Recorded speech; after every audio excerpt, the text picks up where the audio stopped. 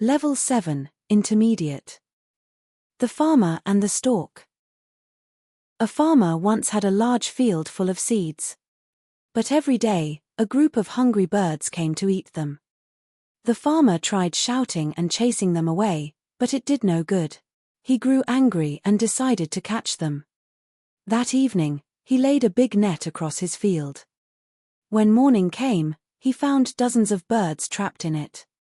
Among them was a tall, gentle stork with long legs and white feathers. The stork cried, "Good farmer, please let me go. I am not like these greedy birds. I help people, I honor my parents, and I came here only by mistake."